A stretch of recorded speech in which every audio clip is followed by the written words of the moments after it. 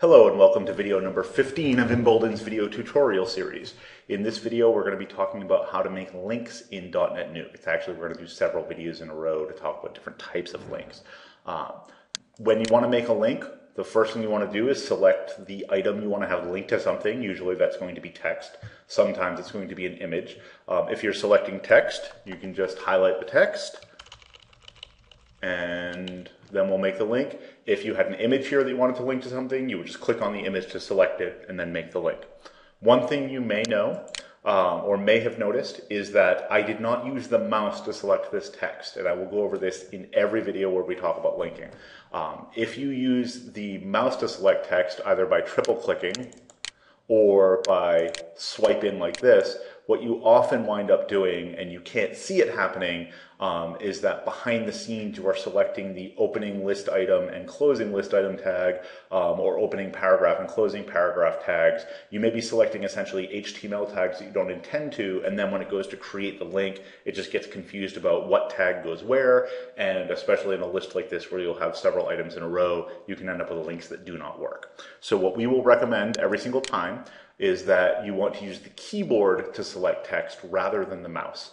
This is much more precise. So if I hold down Shift and hit the left arrow, every single time I depress that arrow key, it is selecting exactly one character. So there's no chance of me selecting extra stuff that I'm not intending to, unless I kept hitting the arrow key now.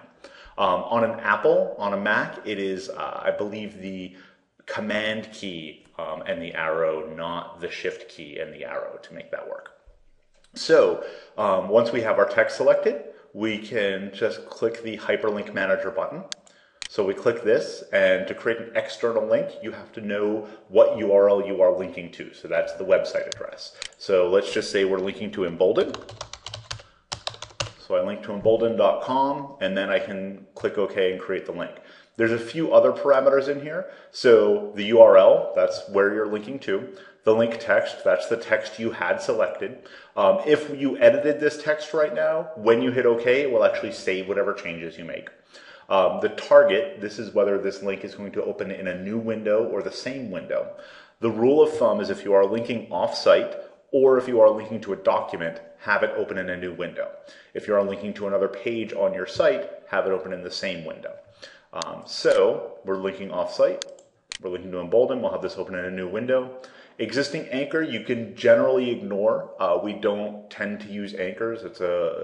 Anchors used to be used in the early days of the web when you would have one very long page, like someone would put their entire novel on one page and then have links across the top that said jump down to chapter 1 or chapter 2 or chapter 3. You sometimes still see it with very long pages that might be some sort of directory where people will say, you know, click A, B, C, D, E to get down to the appropriate section. But generally, you're not going to be using anchor links, so we're not going to go over that in these tutorials. The tooltip is an optional field. This is the title attribute of the link if you know HTML. Basically, for all intents and purposes, this is the text that will come up if you hover over a link. So this right here is a link to the Document Manager tool. If I put my mouse over it, it comes up and it just says hyperlink. So that's what's in the tooltip, quote unquote, for that. Tooltips or title attributes are optional. They are considered a good practice to put them in, especially if the link text itself is not clear as to where you're going. So right here, this says external links. The NBSP, that stands for non-breaking space, that's just going to show up as a space.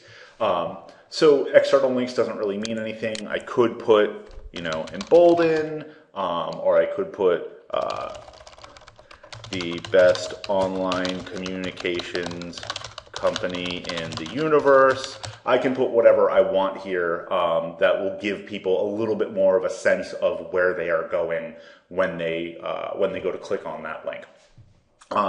Tooltips, title attributes are thought to help with search engine optimization, but their effect is so minimal I would not base SEO strategy around putting text in your tooltips.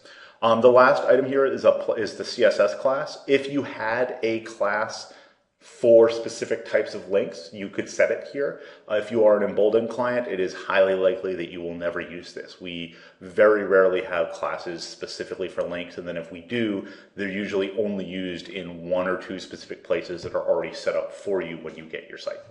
So this is the information that we're filling out. When we're ready, we click OK, and we will now see this is a link. If we want to break that link, if we said I didn't mean to make this a link, we can just click in there and click the Remove Link tool, which is the little globe with the broken chain in front of it, or we can right-click to get our contextual menu and either get back into the link properties, the Hyperlink Manager, or click Remove Link there. So that's creating external links. We're going to talk next about internal links and email links, and then we're going to move on to working with the document manager.